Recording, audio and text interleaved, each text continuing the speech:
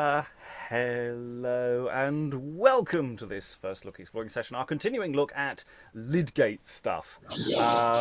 Broadly speaking, that's the best way of putting it. The Monk of Bury, St Edmunds, John Lydgate, of which there is some stuff which is quite theatrical, some stuff that is borderline, some stuff that's perhaps just more poetry, and we're just going to sort of go through pretty much everything. I don't think I've left anything behind.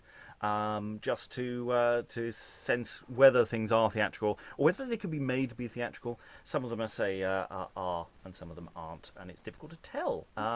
So, reading through some Lydgate with us this session are Sarah. Introduce yourself. Hello, I am Sarah. I'm an actor, writer, and director living in Germany. And Tom, introduce yourself. Hello, this is Tom from Brighton. Rachael, introduce yourself. Hi, Rachael, actor on the East Coast. And Eric, introduce yourself. Hi, I'm Eric, and fill in the blank here. And Liza, introduce yourself. I'm Liza. I don't have a blank to fill in, even. And I'm your host, Robert Crighton. I said I'd be reading stage direction. There are some sort of introductory bits and occasional things I'll be sort of linking stuff together. So, we did 4 bits of Lydgate maybe last time, maybe only 3, because we've done some stuff in different sessions that are sort of maybe by Lydgate. Sometimes they're not even by Lydgate, they're just sort of connected to him. It's difficult to tell. But we're going to start this session looking at the Legend of St George, which probably isn't a show, for reasons that we'll stumble into in a moment. So I'm going to ask Liza to start us off, and we're going to sort of pass the baton around the room. So Liza gets to be poet for the first time. Next, now following here, beginneth the device of a stained hall of the life of St George, imagined by John the Monk of Bury, Lydgate, and made with the ballads at the request of the armories of London for the honour of their brotherhood and their feast of St George. And the poet first declareth. O ye folk that here present be, which of this story shall have inspection, of Saint George ye may behold and see his martyrdom and his passion, and how he is protector and patron, this holy martyr, of knighthood lodestar to English men both in peace and war, in whose honour sithen goen full yore the 3rd Edward of knighthood most entire of his time, by assent at Windsor, founded the order first of the Garter, of worthy knights, I from year to year 24 clad in one livery, upon his day kept their solemnity. This name, George, by interpretation is said of twain, the first of holiness, and the second of knighthood and renown. As that mine author liketh for to express, the fiend vanquishing of manhood and prowess, the world, the flesh, as Christ's own knight, wherever he rode in steel armed bright. Cappadocia, a mighty strong city, as the story of him list to indite, ordained was to his nativity, and in his youth he gave himself delight from day to day of, as clerks of him write, to sow virtue, so ginning his passage, vices excluding all riot and outrage. And Christ's faith for to magnify, at greater age his country he forsook, and for his noblesse and his chivalry, truth to sustain whoso list to look, many a journey he upon him took, the church defending with sword of equity the rights of widows and of virginity. And in this while an adventure is fall, importable the people to sustain, amidst the province which men Libya call, in a city that named is Lysain, a great dragon with scales silver sheen, horrible, dreadful, and monstrous of sight, to fore the city lay both day and night.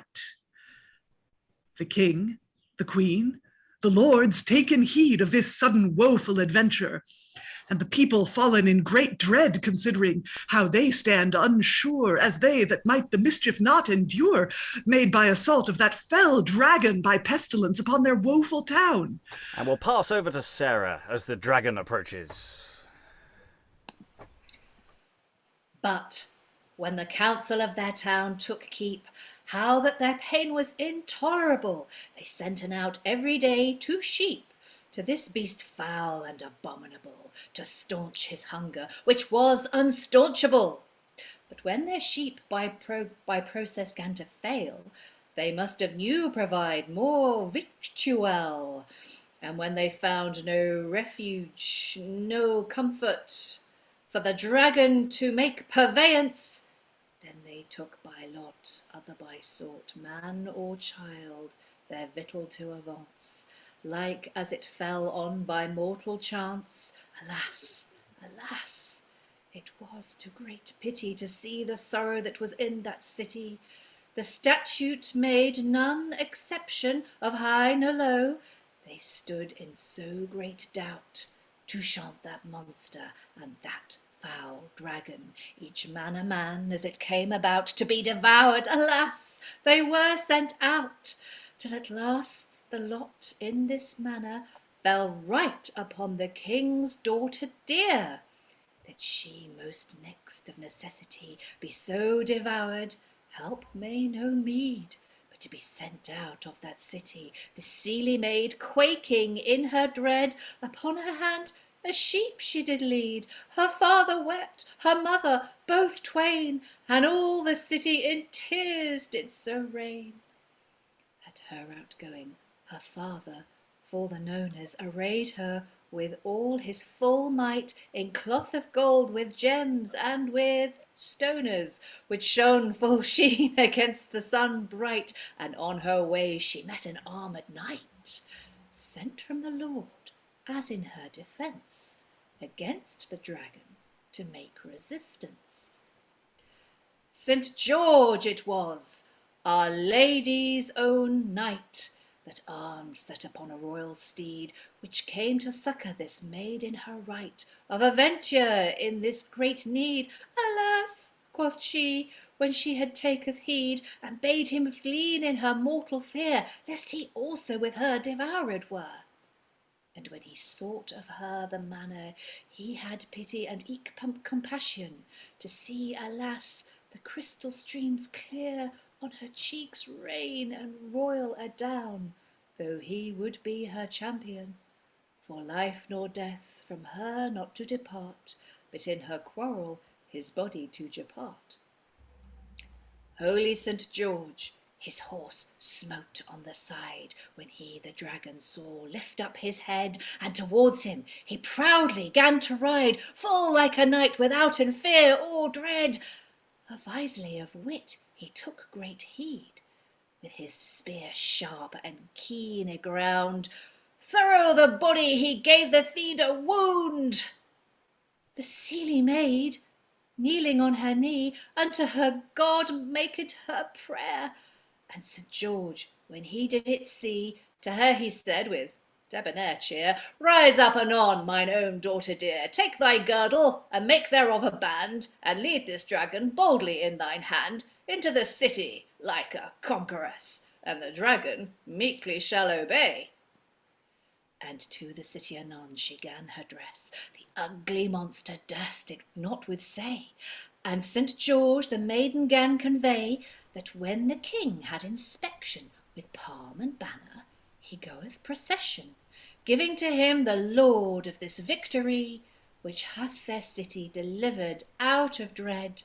And St. George, to increase his glory, pulled out a sword and smote of his head, the people always taking full good heed how God this martyr list to magnify, and him to enhance through his chivalry. And I'm going to pass it back to Liza again.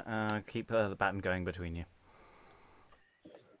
Then he made the dragon for to be draw with wains and carts far out of the town.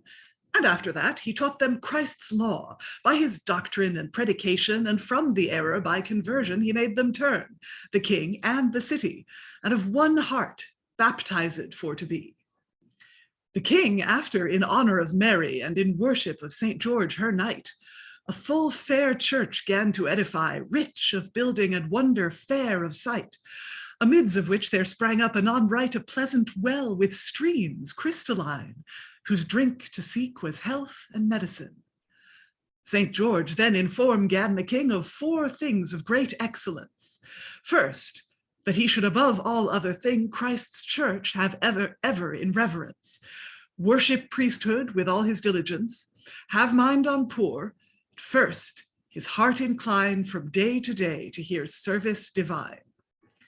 This same time the story tell can, against Christen there was a tyrant sent, the which was called Theodasian. Of Paynim law he was a president, and to destroy was wholly his intent the faith of Christ, and slain his confessors with divers pains wrought by his tormentors. When that St. George gan hereof take heed how this tyrant began Christ's faith menace, he of purpose left off his nightly weed, and poorly clad met him in the face, manly cheered, fulfilled with all grace. In his presence loud he gan to cry, one God there is, fie on idolatry. The false tyrant with great violence commanded hath anon that he be take, and to be brought unto his presence bade that he should Christ's faith forsake. But he ne list no delays make, answered plainly, his life by death to fine, from Christ's law no thing shall him decline. The tyrant then of very cruelty bade that he should this martyr most entire naked be hanged upon a gallows tree, with scourges beat in full fell manner, and with brands burning bright and clear, his sides brent. Were not his pains strong? His entrails opened, salt cast in among.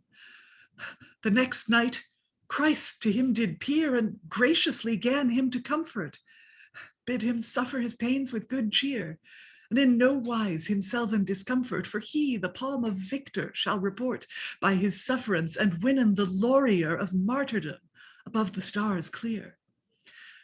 This mighty giant, Christ's champion, drank bitter venom made by enchantment. Christ's cross was his protection, preserving him that he was not shent. He that made it of full false intent sought again God he had no puissance, forsook his error and fell in repentance, asketh mercy in full humble wise, and became Christian betwixt hope and dread. The false judge, void of all justice, commanded hath that he should lose his head, and in his blood as any rose red he was baptized, who that can discern, by death deserving the life that is etern. And I'll pass it to Rachael this time. Rachael closes off. Then Dacian, furious and cruel, gan of new devising in his team, raised aloft a full large wheel, full of swords grounden sharp and keen, and St. George, in his intent most clean, turned thereon in that mortal rage. The wheel to break, he felt no damage. Eke in a vessel boiling full of lead, this holy martyr was he plunged down, and entered in withouten fear or dread. The grace of God was his salvation, and like a bath of consolation, he found the metal comfortable and clear, escaping out devoid of all danger. He was eke brought, the story doth devise, into a temple full of Mahometry, of intent to have to do sacrifice, but all their gods he nightly can defy. And suddenly our faith to magnify, a fire from heaven was by miracle sent, where thorough the temple was till ashes brent.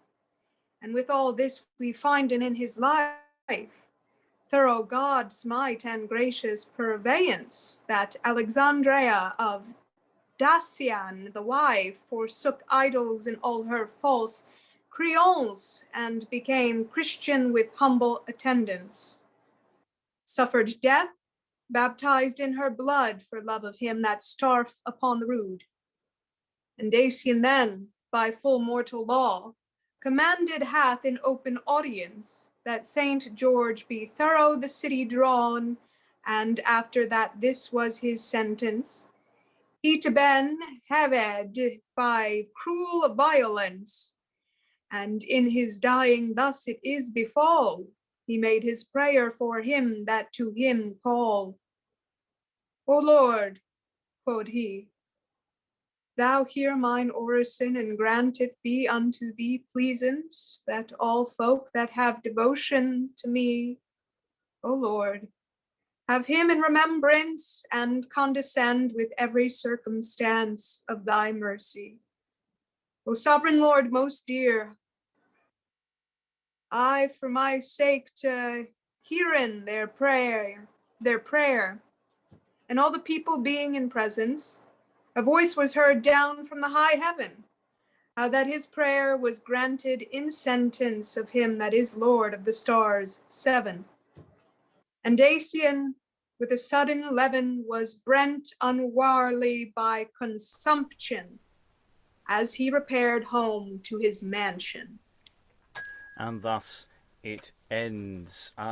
So yeah, it's definitely performative. I think it's designed to be performed before presumably some image of St George that's been commissioned for the Armories of London, and so they've got someone to do a speech all about him, and a lot of that's rather fab. I have to say, I sort of lost interest in the second half, but all of the dragon stuff I thought was absolutely lovely. We can't linger on it too long, but thoughts on the room, Liza? Well, I mean, the dragon stuff is great. I mean, I'm sort of seeing the second part as the George movie extended universe franchise, where, you know, he can have maybe 2 adventures per film, and I'm seeing a lot of nice special effects here. Unfortunately, I have to go now, but I hope you guys have a good rest of the session. Don't get eaten by any dragons. If you see them, just be nice to them, and Send them see sheep. you very soon. Bye, Liza. Sarah, I don't know if you're saying goodbye to Liza or you're waving. Both. Yes. In terms of like Hollywood movie, the bit where like he keeps being killed but then he's not really dead, that reminded me of several Hollywood movies where you think they're dead and they're not. But what I really wanted to ask was, while someone was performing this, could there possibly have been people in the background like doing a little dumb show, acting it out? It's possible. From what the introductory bit says, you know, device of a stained hall of the life of St George, I think it's more describing the pictures that's been you know, we've already had a sort of comic strip quality to one of the earlier Lydgate texts. So I think it might be that. I could be wrong on that. I'm just interpreting what I'm seeing on the page here. That isn't to say there isn't additional performing dumb show type stuff, because that is also very what these people do. So that's entirely up for it. I have to say I wasn't expecting necessarily much out of that. I put it in on a sort of borderline. It's performy, but it's not necessarily what we might call theatre. But I thought that was rather fab, and so yeah, I'm putting a tick next to that of going, okay, it was borderline, but I think I'll come back to that. That's very doable. Rachael. Yeah, I mean, I actually did enjoy that one a lot. There's so much imagery there to play with. And also there's something about it that's kind of like, I don't know, Gilgamesh or Beowulf or one of those older tales where they show you the height of the glory of the hero and then they tell you about their demise, and it kind of brings you on that, you know, that Lady Fortune's wheel where it shows you them at their zenith, I guess, and them at their low, at the life and death sort of way. Eric, and then we will move on. Yeah, you kind of want the origin story though, don't you? Like, you know, X-Men Origins. Yeah, they'll fill it in. I'll fill it in. Okay, the next text we're going to look at is labelled as Measure is Treasure, for reasons that will become clear in the first line. This is possibly the most dodgy of how performing these things are. Let's see how it goes. Eric, I'll ask you to lead us off. We'll do the same sort of thing. I'll pass the baton around the room, filling in. I'll go to Tom afterwards, then Rachael, and then I'll go to Sarah.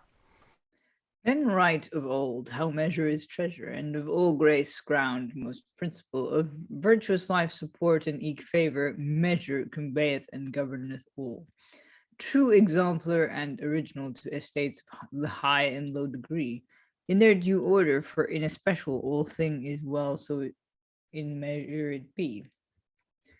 Measure is root of all good policy, sister germain unto discretion. Of popes, prelates, it beareth up the party, them to conduce in high perfection, to live in prayer and in devotion, give good example of peace and unity. Then in all the works, for short conclusion, with true measure may commended be. All their doctrine, nor all their holiness, cunning, language, wisdom, nor science, study on books and preaching business, alms deed, fasting, nor abstinence, clothe the naked with cost and dispense. All these virtues, compassion and pity, availeth not plainly in sentence, but there be measure and perfect charity. Mighty emperors, noble worthy kings, princes, dukes, earls and barons, their great conquests, their circuitous ridings, but there be measure in their conditions, that a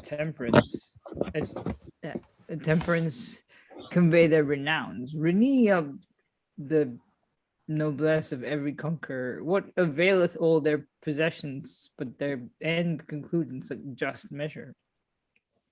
King Alexander that got all Middle Earth, Africa, Asia, Europe, and eke Ind, and slew Porus with his dreadful sword, yet in his conquest measure was set behind, for which ye lords left up your iron blind. The stone of paradise was fine of his labor. In all his conquest, have ye well in mind, was set far back for lack of just measure. Knighthood in Greece and Troy, the city, took his principles, and next in Rome town and Carthage, a famous great country, record of Hannibal and worthy Scipion, the great debates and the division among these kingdoms by martial labor. Final cause of their destruction was fault of virtue and lacking of measure. And we'll pass over to Tom, please. To knighthood longeth the church to support widows and maidens and poor folk to defend. Men in their right nightly to recomfort, to common profit, night and day intend. Their life, their good manly to dispense, to punish extortion, renay, and each robber, and bringeth all unto correction, that be forward unto the just measure. True judges and sergeants of law, for hate or friendship they shall their dooms dress, without exception, and their hands withdraw. From meads the gifts also suffice to repress, hold truth and sustain right wiseness. Mercy prefer always to full rigor, that phrase that false forswearing have their none interest, for lack of troth and lack of just measure. So eagerly their dooms to avance, of God and troth always to taken heed, and Cambys to have in remembrance that was slain because that he took meed of poor folk, and causes they shall speed to murder, nor theft shall do no favour. In all their dooms of conscience to dread, that right go not back, equity nor measure. Mayors, sheriffs, aldermen, constables, which that govern burghs and cities, keepeth your franchise and statutes, profitabilities, that most avail may to the conformities, in no wise least nor their your liberties. According each man with his true neighbour, as ye are bound to high and low degrees, the praise and ways be kept, and measure. Among yourselves suffer none extortion.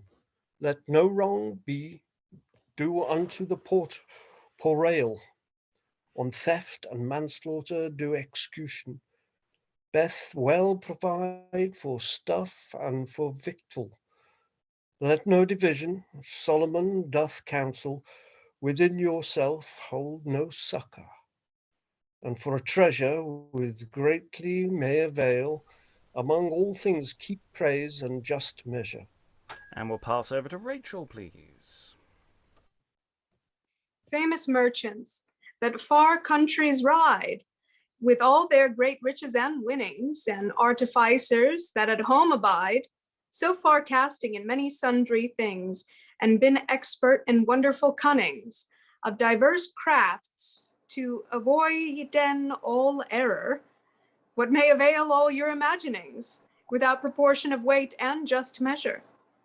Reckon up physic with all their letters, grocers, mercers, and with their great abundance, expert surgeons, prudent apothecaries, and all their weights paced in balance, masons, carpenters of England and of France, bakers, brewsters, vintners with fresh liquor, all set at naught to reckon in substance, if pace or weight do lack, or just measure. Ploughmen, carters with other laborers, ditchers, delvers that greet, travail, endure, which burn up all and have done many years, the states all set here in portraiture, on God's will and also by nature, all one image diverse in their degree, should be all one, by record of scripture, be large measure of perfect charity. Fro year to year the experience is seen, nay, where the plough no state might endure. The large field should be barren, no corn upgrow, nor grain in his verdure, man to support, nor beast in his nature, for which we should of truth for our succor worship the plough. Sith every creature hath of the ploughman his live food be measure. So as the shepherd watcheth upon their sheep, the hot summer, the cold winter's night, spiritual herds should take keep in Christ's fold, with all their full might, by virtuous doctrine as they are hold of right, to save their sogets fro wolves' foot fell rigor, that heretics quench not the light of Christ's faith, nor of just measure. Herds with sheep shall walk in good pasture, and toward night surely set a fold of Isaac and Jacob, a full plain figure, that were shepherds whilom be days old, which like prelates and bishops, as I told, the states here set in charity shall govern by good example in heat and frost's cold, that right and measure shall hold up the lantern. Strong as Heracles of manhood and of might, I am set here to stand in at defense, wrong to repress, and to support right with this burden of sturdy violence. But upon all that we'll do reverence to all the states set here in portraiture. I shall to them make no resistance, that be governed justly by measure. Among boars, bears, and lions, mine office is to walk in wilderness, rest a night in caves and dungeons, till Phoebus show a morn his brightness. Now stand I here to keep in secureness this house in surety, with all my busy cure, to letten in folk that of gentleness list them govern justly be measure. And thus ends this rather confusing text that at times feels like it is part of something vaguely performing, and then other times feels like it's not, and there's no meaningful context, and I throw it to the house to see if anyone, beyond repeating of precepts and examples, what they might pull out of that. It's fine for you to not have an answer, because I don't really have one. Eric. Yeah, it sounded to me a bit like a sermon where it's like, sort of driving the point home till you get it. I don't know, it has that quality. Although sermons are probably written with more, I don't know, sort of flair. I don't know. Well, the bit at the end has a sort of element of I'm the gatekeeper. I stand here to keep in, the like this is like the introduction to something before people move on to something else. That it might be for me in that way, but I don't know. Rachel. I think it is that gatekeeper. I think he's the gatekeeper of heaven, and that's the perspective, at least at the end. But I think that's the perspective that is meant to be there. He's the person saying, this is the way to heaven or whatever. Don't be extreme or something. And maybe that's also for the list of all these professions that, this is how you're all up here, you're all down there, or something like that. I don't know. Yes, it's very estatesy. It's working its way from kings through to various different professions. It is all human life is here. This message applies to everyone. Moderation in all things, people. No highs or lows, please. I don't want to linger on this one very much because we're now going to get to stuff that is much more concrete. That we can sort of say this is a thing, which we might still have to unpack, but. At least we have a name for it because we have some mummings. We have several mummings, all one after the other. Or at least we have the descriptive parts of mummings, of which I'll start. Sarah can start us off, and then I'll dance around the room again.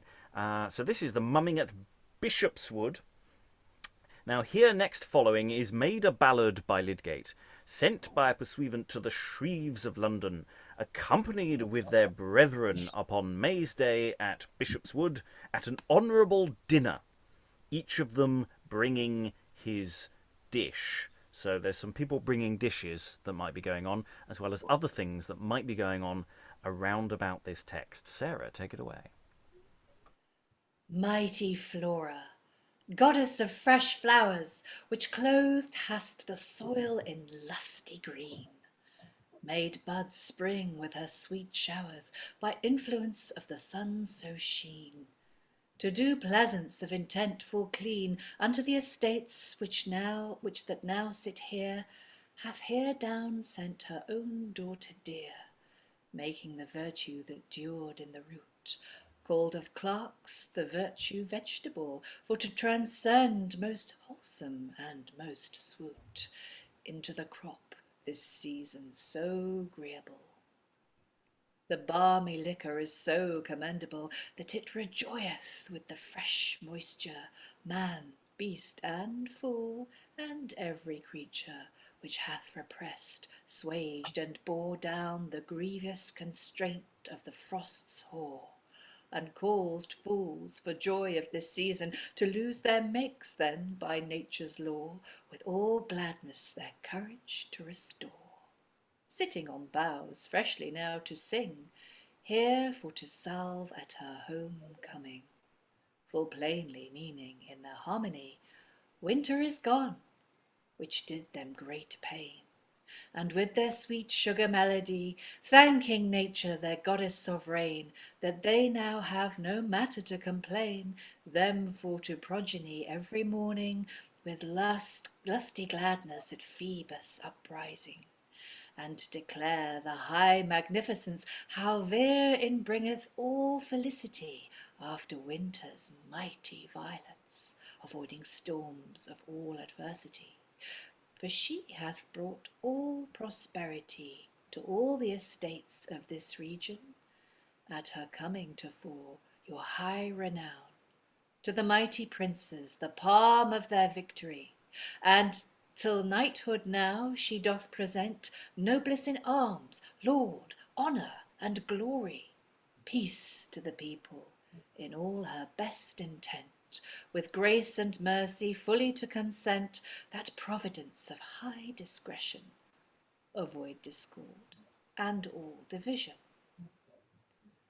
Winter shall pass of heaviness and trouble, flowers shall spring of perfect charity, in hearts there shall be no meaning double, buds shall blossom of truth and unity, plainly for to exile duplicity, lords to reign in their noble puissance, the people obey with faithful obeisance.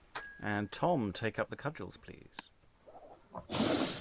Of all estates there shall be one image, and princes first shall occupy the head, and prudent judges to correct outrages, shall trespass constraineth under dread, that innocence in their lowly head, as to communes may be their succour. Truly continue in their faithful labour, and by the grace of our Lord Jesus, that Holy Church may have perseverance, be faithful found in all virtue. Mayor, province, sheriff, each in his substance, and aldermen which have the governance over the people by virtue may avail, that none oppressed be done to the portrayal. People of prudent policy, princes of the right shall govern. The church pray, the judges justify, knighthood manly and prudently discern, till light of truth so clearly the lantern that right wiseness throughout this region repress the darkness of all extortion.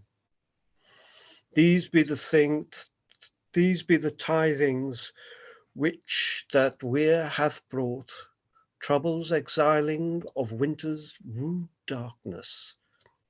Wherefore rejoice you in heart, will and thought, summer shall follow you to all gladness, and Scythen she is meisters of lustiness. Let her be welcome to you at her coming, sith she to you hath brought so glad tidings. The noble princes of most magnificence, queen of all joy, of glad sufficience, may in now cometh to your high excellence, presenting you prosperous pleasance, of all welfare most fowlsome abundance, as she that hath under her domain of flowers fresh from wholesome and sovereign. And the envoy to all the estates present, either at some point in the text, whether this is the precise moment or whether that's slightly misplaced. Rachael, take up the cudgels on. We're talking about a princess, I think. This princess hath, by favour of nature, repaired again that winter hath so fade, and fools lustily recover their lusty notes in their harmony glade, and under branches, under pleasant shade, rejoicing there with many sweet odors, and Zephyrus with many fresh showers, topped fair with motleys white and red, all hills, plains, and lusty banks green, and made her balm to fleet in every mead, and fury Titan show out his tresses sheen, and upon bushes and hawthorns keen, the nightingale with pleasant harmony cold winter storms now she doth defy. On Parnoso the lusty muses nine, Cythera with her son now dwells, this season sing in their notes twine of poetry beside the crystal wells. Calliope the dights of them tells, and Orpheus with his strings sharp singeth a roundel with his tempered harp. Wherefore to all estates here present, this pleasant time most of lustiness, May is now comen to for you of intent, to bring you all to joy and freshness, prosperity, welfare, and all gladness, in all that may your highness queen and please, in any part or done your heart's ease. And thus ends the text that we have here. So it's May. We've got a presentation of some lovely stuff. We've got intimations of the seasons, the changing seasons. We've got lots of potential visual stuff might be going on during this, and there's lots of hints as to what might be. This is all we've got. I mean, this is the frustrating thing with these things. We can assume some dancing happens and some other games and tricks might be going on here. But yes, there's that sense of maybe at an honourable dinner that each of them bringing his dish, that this is where all the food gets presented. And that's going along with some of the text that seems to fit very nicely, some of the text less so. And then we've got all sorts of things. Any thoughts from the room about what we fill in with the gaps with? Rachael. I don't know how to fill in the gaps. I was just going to say it feels wonderfully pastoral, and if it is something that they're eating at, the imagery is not at all disturbing, so it would not detract from the meal, and I think it just creates an overall pleasant, sophisticated air if this was being recited or played or danced as they're sitting to eat. Whether it's performers dancing or they're getting up to dance themselves, like and it does remind me of that one wedding masque that we read by Ben Jonson in some ways. And we've got and one of the reasons why we did the previous bit is there's bits that feel awfully cribbed from the last thing we did, from the Measure of Treasure, when it starts going on a list of all the good people who happen to be in this room, mayor, provost, sheriff, etc., alderman, the church, knighthood, potential estates who might be either represented or actually there. So, yeah, a sense of repetition of the outline framing of some of this, perhaps, or the material that's there. That there are conventions for this kind of gig, and you should riff off them. Sarah.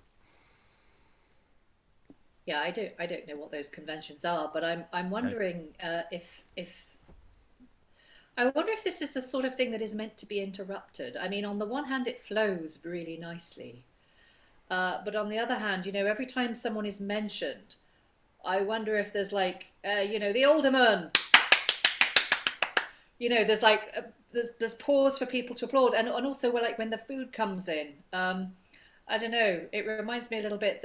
I don't know if it's still going, but there used to be a thing in the UK called the Pudding Club, where you just eat pudding, and they'd bring them in on big silver salvers, and they'd be announced, and it would be, and now sticky toffee pudding, and everyone would go, yay, sticky toffee pudding, and people would applaud the sticky toffee pudding, and then it'd be like spotted tick, yay, and I wonder if there's a kind of, this was written for a group of people to it's kind of ceremonial, but it's also really celebratory. It's for people to come together and actually get involved and sort of feel like they're part of something big and joyful and sensual and voluptuous in terms of the amount of food and drink and decoration and presumably music and dancing that's going on. Yes, I mean, when you're talking about interruption, this is an interruption. A mumming is essentially a house invasion by an outside group of people. Now, of course, in a formal event like this, everything's been very carefully choreographed and arranged, and you know exactly who's turning up. But in other communities, they might be more itinerant, but they also might be just local people. But the actual performance might change each time, but the general outline of what happens is the same. So you're going to expect that probably these mummers are going to do some kind of dancing for the house, and these things. But that there might be conventions. I think we may gather more of that as we read a few more of these Lydgate texts, which sadly this pretty much all we have of. A lot of this tradition is what Lydgate wrote down. And of course, we can't be certain how precisely accurate these are to what was performed. Though they may be. Eric, and then we'll move on. Yeah, I was just kind of going to say that I wish Angela were here so she could help us, work out if maybe the ballads actually have a tune, because obviously it's described as a ballad and so on and so forth. But I don't know if ballad here just means story or something. I don't think it does mean a ballad in that sense, and it's also a bit early. This is the mid 15th, early 15th century, so it's possibly a little outside the wheelhouse. But there might be parallels that we don't have that we could definitely ask about. Anyway, we're going to go to another mumming, so we can start doing some compare and contrast. We have another 4 to go. Number 8, I'll ask Eric to start this one off. The mumming at Eltham. Lo! Here beginneth a ballad made by John Lydgate at Eltham in Christmas, so this is Christmas rather than May, for a mumming before the king and the queen. So this is a lot more. This is raising the stakes here. It's not just an honourable dinner for the Shreves of London. This is the king and the queen. So take it away. Bacchus, which is the god of the glad vine, Juno and Ceres, accorded all these three, through their power, which that is divine, send now these gifts unto your majesty: wine, wheat, and oil by merchants that here be, which represent unto your high noblesse peace with your lieges, plenty and gladness. For these gifts plainly deserve, which in himself design all sufficence. Peace is betokened by the green olive. In wheat and oil is fulsome abundance, which to your highness for to do pleasance they represent now to your high noblesse, peace with your lieges, and plenty with gladness. Isaac, the patriarch full old, gave his blessing with his gifts three unto Jacob. In scripture it is told, Genesis ye may read it and see. And semblably the Holy Trinity, your state blessing sent to your high noblesse, peace with your lieges, plenty with gladness. In the olive he sendeth to you peace, the Lord of lords that lordshipeth every star, and in your revels, which now be reckless, he stint shall of Mars the cruel war. And then your renown shall shine in lands far of your two realms, granting to your noblesse peace with your lieges, plenty with your gladness. For Mars that is most furious and wooed, causer of strife and disobeisance, shall cease his malice, and God that is so good, of unity shall send all sufficence. He joined the hearts of England and of France, Basent of both sent to your high noblesse, with peace with your lieges, plenty with gladness. Juno, that is goddess of all treasure, sent eke her gifts to your estate royal, lord of knighthood, victory and honor against miscreants in acts martial. For Christ's faith ye enhanced shall repair again and reign in your noblesse, peace with your lieges, and plenty and gladness. And all this while Ceres, goddess of corn, shall where ye ride minister you victual. Providence, her sister, go before and provide, so that no thing may fail. Bacchus also that may so might avail, of all accord present to your noblesse, peace with your lieges, and plenty with gladness. This god, this goddess of intentful good, in goodly wise also their gifts dress. To you, princess, born of St. Love's blood, from you avoiding all sorrow, all heaviness, from year to year in very sickness. To you presenting, if you list advert, I by increase of joy and gladness of heart. They will their gifts with you and yours dwell, peace, unity, plenty, and abundance, so that fortune may him not repel, nor them remove through her variance, granting also perseverant constance, to you presenting, if you list advert, I by increased joy and gladness of heart. To your highness they give thee fresh olive, by peace to exile away all heaviness, prosperity eke during all your life, and Juno sent you most excellent riches, love of all people, grounded in stableness, with this retreat, if you list advert, I by increase in joy and gladness of heart. Ceres also sent fulsomeness from year to year in your court to bide. Adversity shall there none menace, but care and sorrow forever set aside. Hap, health, and grace chosen to be your guide, and with all this present, if ye advert, I by increase joy and gladness of heart. And the closing envoy says, Prince excellent of your benignity, I don't know how to pronounce benignity, yes.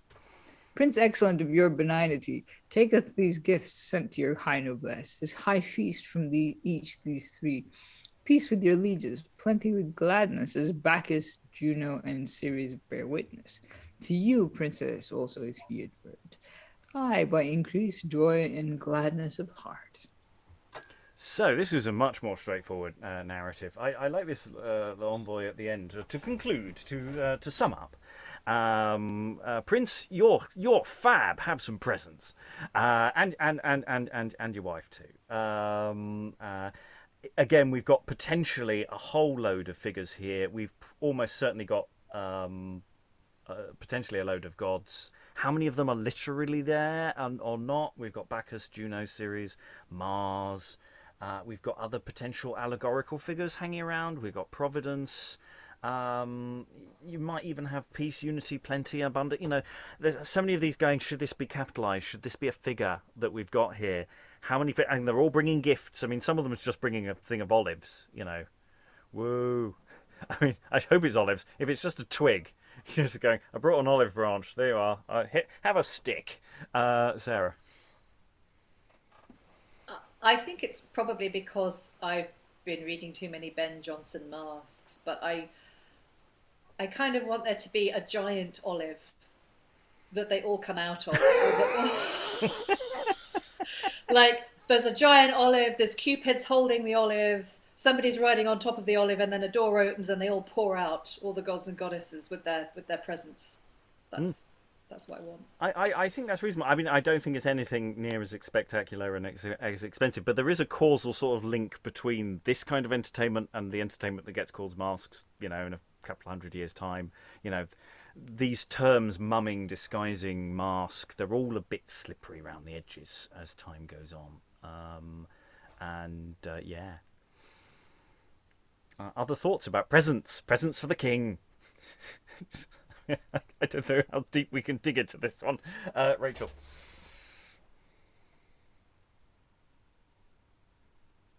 Rachael? It really does. Oh, sorry. No, it really does feel like a wedding feast, like somebody's just got engaged or something, and they're presenting gifts at the party.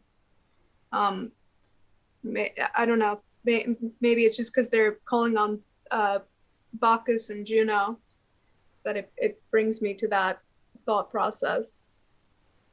Yeah, that might. I don't know actually precisely how this fits into King Queen chronology things here, because we've got a vague dating range for this. I think it's about a 6-year dating range. So they could be of an age where that would make sense. I think it's also connecting with just generally it's Christmas, presents. But there might be I like the idea there that there might be a thing to do with fertility, if they are if we are in the right time period for a young king and queen, which I think we are. I'm not going to state that for a fact until I double actually check the dates here. But yeah, that works well for me. Okay, we're going to dive straight into another mumming, because I think these work better cumulatively. And I'll ask Rachael to take up the cudgels first, and then we'll hand over to Tom about halfway through. This is a slightly longer one. So this is a mumming at Windsor. So yes, and the next one tells me the answer to the question I thought I was about to ask. Yes.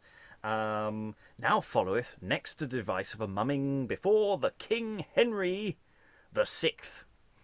So probably, yeah, quite a young king at this time. Being in his castle of Windsor, he might be a bit too young for the idea of a fertility thing. That's why I was. But I'll check on that. Being in his castle of Windsor, the feast of his Christmas holding there, made by Lydgate, John, Monk of Bury. Now the ampule and the fleur de lis came first to the kings of France. Oh, how? So this is an exposition of how the ampule and the fleur de lis came first to the kings of France by miracle at Rheims. Most noble prince of Christian princes all, to your highness let it be pleasant. In your presence men may to mind call, how that whilom our worthy realm of France converted was from their miscreants, when the Lord of Lords cast a sight upon your land and made his grace a light.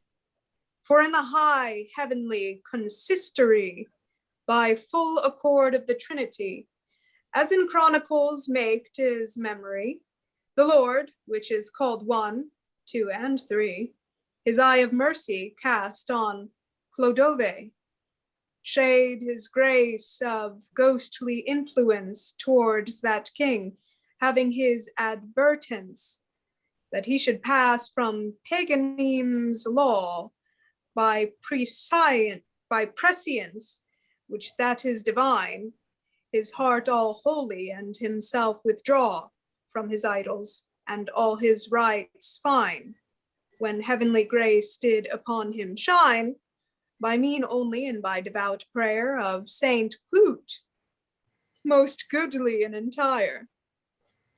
Her heartily love, her meditations, her watch, her fasting and perfect life, her steadfast hope, her holy orisons, her conversation most contemplative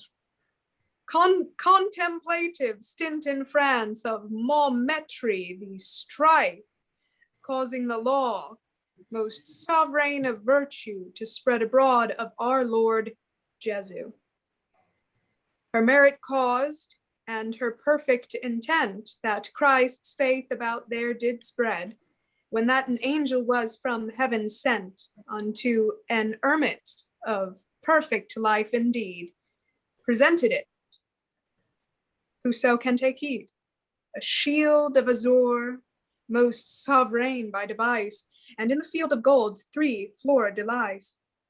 At joy and bale, without in more obstacle, fell at this case, where the angel down alight, a place notable, chosen by miracle, which through all France shed his beams light. God of his grace cast on that place a sight, for to that realm in passing avantage, in thick veil was set that hermitage. Aye, this came in, whoso list to see, I dare affirm it without in dread, by perfectness of the holy queen, Saint Cloot, flower of womanhead. Whatever she spake, accordant was the deed. I mean it thus, that word and work were one. It is no wonder, for women so be each one. Her holiness France did illumine, and Christ's faith greatly magnify. Lo, what grace doth in women shine, whose assurance no man may deny. To say plain truth is no flattery, but stableness in women for to find, deemeth yourself where it cometh them of kind. And pass over to Tom. For through meekness, if it be adverted, of Saint Cloot, and through her high prudence, King Helsby was to our faith converted. In her there was so entire diligence, fully devoid of sloth and negligence. Nay, stint naught, till that her Lord hath take, and the faith of Christ and his error forsake.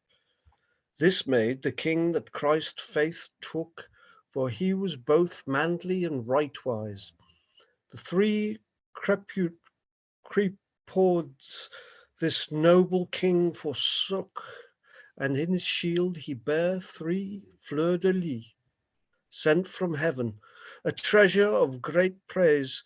After at Rheims, the story telleth thus, baptized lowly of Saint Regimus. The alplet of gold, a clover brought her down, with which he was this holy king anoint. Great praise there was standing environ, for to behold the king from point to point.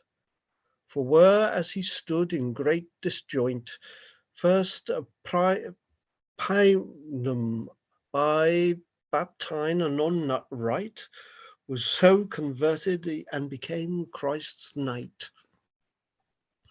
At Rheims yet that holy unction conserved is for a remembrance, and of a costume by revolution of God provided with due observance. The anointed of costume kings, which in France justly succeeds, the story just doth us lear, of which 6th Henry, that now sitteth here, soon shall with God's holy grace, as he is born by succession, be well received in the same palace, and by virtue of that unction attain in knighthood unto full height renowned. Received the crown, he and his successors, by title of right, light, like of progeners. Now, royal branch, O blood of Saint Lauries, so like it now to thy magnificence, that the story of the fleur-de-lis may here be shown in thy high presence, and that thy noble royal excellence list to support, here sitting in thy see, right as it fell his miracle to see. And there, that closes. So it's more of a history lesson. Let me explain to you, O young king. So here is some educational stuff about France and your rights in France, and some stuff about the fleur-de-lis, etc., and stuff. King's quite young. Is not an not an old, I don't think the king's paying that much personal attention. He's almost used as a prop here. The story does us lear, of which Henry VI, which now sitteth here, there he is, look, there's the king. It doesn't feel directed at him. It feels directed at everybody else in the room, actually, than it does to the king. So, yeah, he's not very old at this point. I didn't think he was. I was getting myself paranoid. I'm not sure when the previous one, Mumming Eltham, whether the king and the queen, whether the queen could be the Queen Mother in that context. Actually, I'm wondering about that. I don't know off the top of my head. So yeah, I don't know how that works. Anyway, not an old chap at this point. Any thoughts in the room about this one? Doing slightly different work. It's much more didactic. It's not a riveting story, I have to say.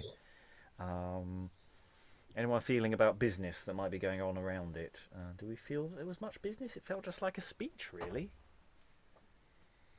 I don't know. Disagree with me, Rachael. No, I wonder if there was because there's envoys in some of these other ones, so I wonder if there was perhaps somebody there that was in the court that day, that they were that this was meant to be some sort of tasteful amusement about the bond between certain areas of France and the UK, and just, I don't know. England at that time, yes, because England and France, of course, were in inferior, linked.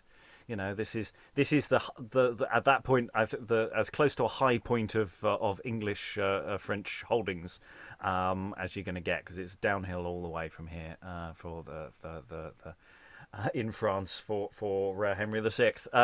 Sarah. Yeah, probably just as well. Yeah. I just I think because this is about the story of the fleur-de-lis. I mean, there's a lot of scope for lavishness in the way this is dressed, even if there's nothing really very theatrical going on, because that royal blue background with the gold fleur-de-lis on it, that's the kind of the French emblem. I mean, you can imagine if it was draped all over the place, with all the cloth of gold fleur-de-lis or whatever, it could look really, really theatrical. And there could be some dumb showing going on with the coronation. The fact, that this is where the kings are always anointed in France. This is where they always go now to be crowned. There could be some kind of dumb show coronation going on in the background with a lot of paste jewelry, maybe. I don't know. Did we have paste jewelry by this point? Yeah, we must have done. I think the king could probably, get in some decent stuff. I think, raid the cupboard. Raid the cupboard, get the real stuff out. So yeah, there could be some quite ceremonial, like sort of high theatricality going on, maybe. Yeah. Tom, then Rachael, then we'll move on. Yeah, it doesn't sound like your basic mummery. it's mostly a tableau of quite finely wrought stitches of language. So it wasn't just thrown together. It was the artistry of presentation. It was quite sophisticated, really. Yeah, and I think we're seeing very, very different interpretations of what the word mumming means here. Here it is very much, here is a demonstration, here is of something that has a very formal significance, whereas earlier we were getting, here's a presents-giving ceremony, and then earlier we've got, here's a feast, sort of introductory feast thing, of which, we don't need to write down that there's dancing or singing or other stuff, because you don't need to, but they're doing quite different work, all of these different, depending on who it's for. I don't want to linger too much on this, but Rachel, then Sarah, briefly.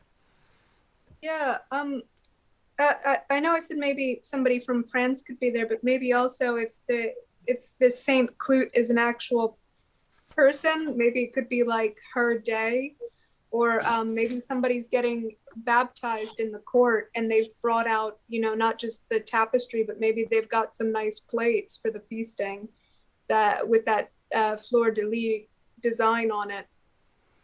There's several saints that really need to be identified here that we haven't done that sort of work for yet. Sarah? Yeah, just a question. Sorry, you've probably covered this before in your previous mumming sessions. It keeps saying in the introductions that, this is by Lydgate. Are they by Lydgate, or did he collect them?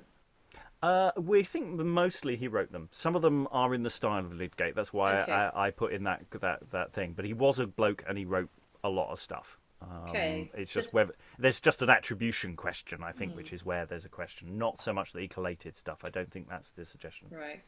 There's very much a sense then that he was writing these to order. It was like someone was paying him to produce something for an event, and he was just turning out whatever they needed and changing his style to match the house style, freelancing.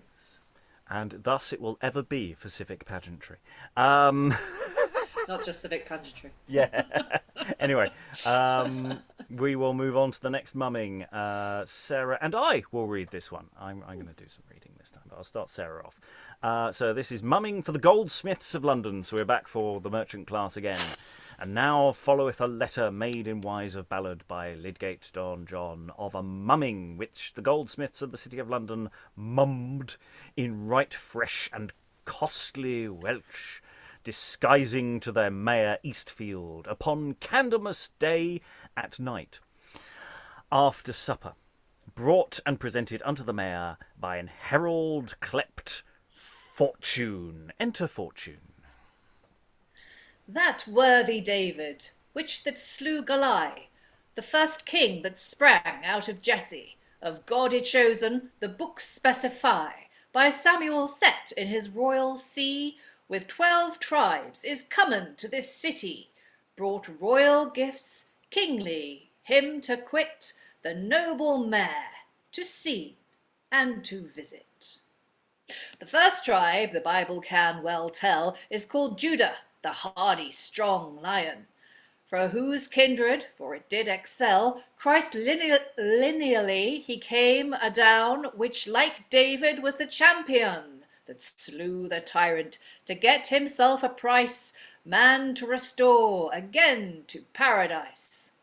This noble David, most mighty and most good, is now descended in his estate royal, with all the tribes of Jacobus blood, for to presenten in especial gifts that be both heavenly and moral, appertaining unto good governance, unto the mayor, for to do pleasance from his city of Jerusalem.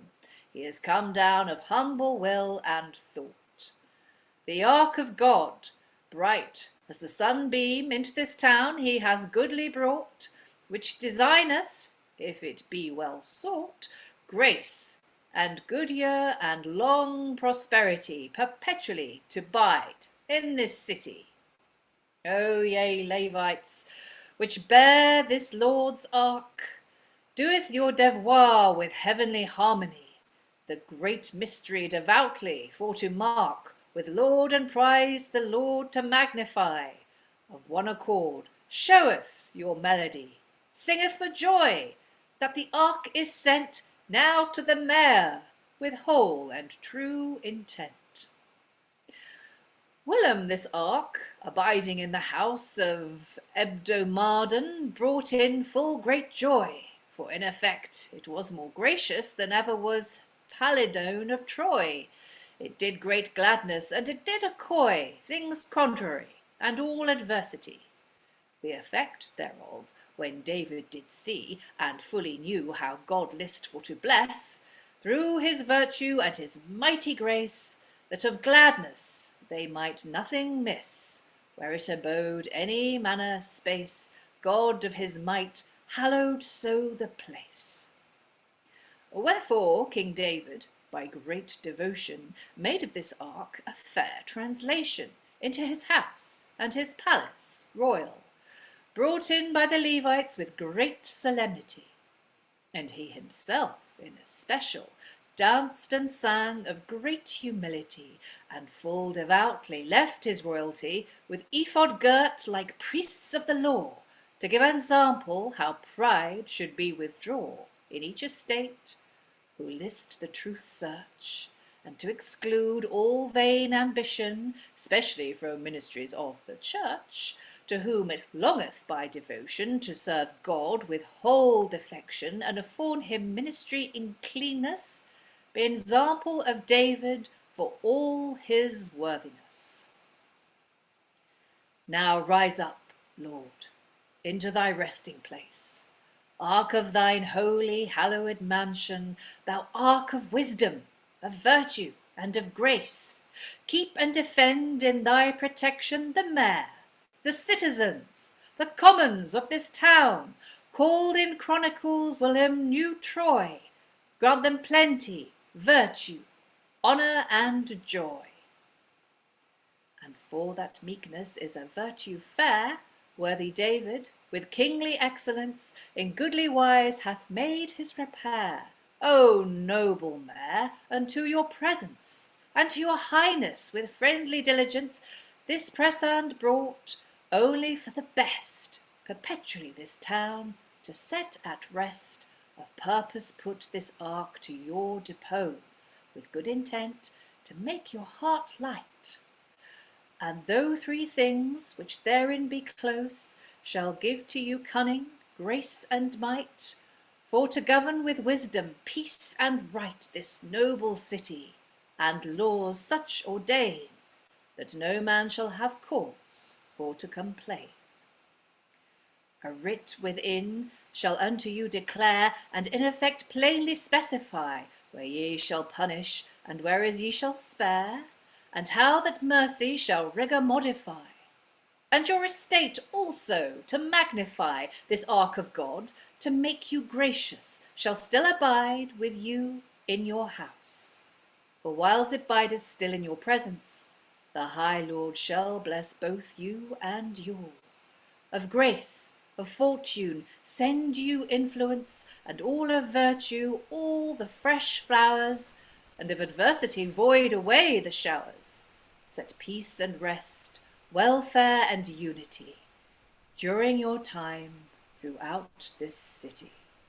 And we're going to go straight into the Mummings of the Mercers of London. The reason for that is, now followeth a letter made in wise of ballad by Don John, brought by a pursuivant in wise of mummers, disguised before the Mayor of London, Eastfield. It's the same mayor, upon the 12th night of Christmas. So it's a different time of year, ordained royally by the worthy Mercers, citizens of London.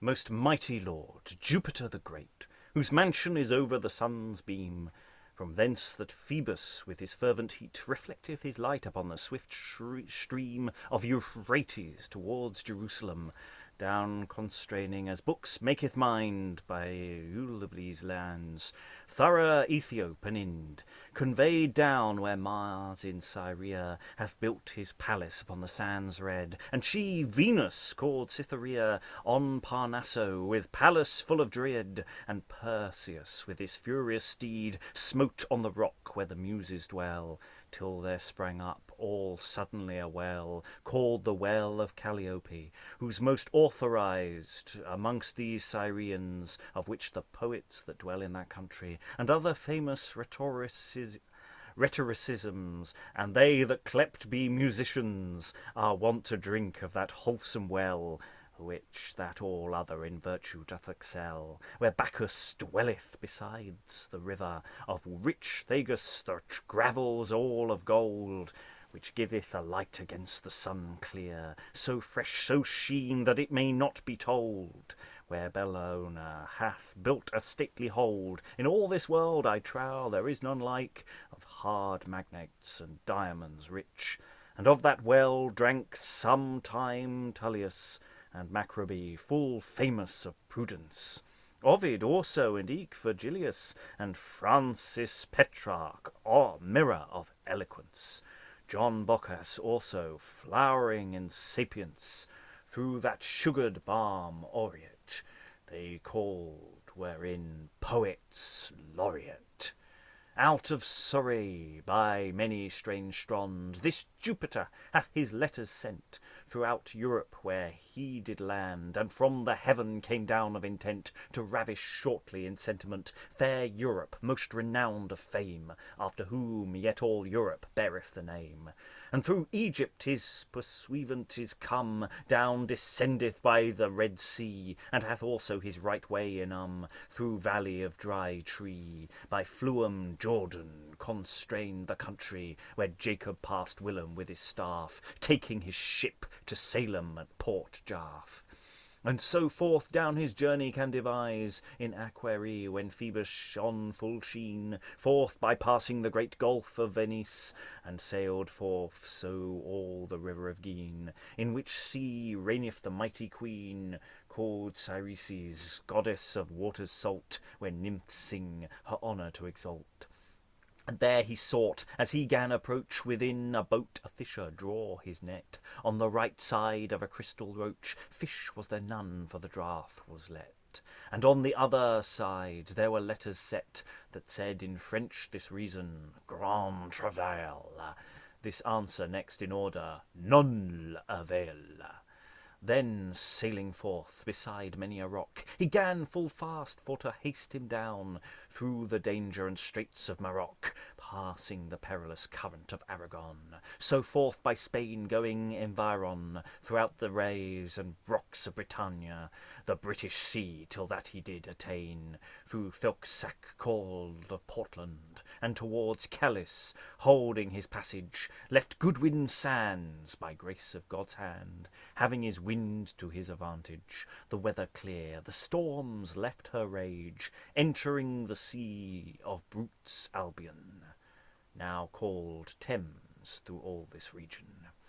And in a field that drew into the east, beside an island, he saw a ship unlaid, which had sailed full far toward the west, the cabin painted with flowers fresh and glade, and letters French that faint nil ni fade, Tont ni bas qui hom sunt, tos uas gracia doit.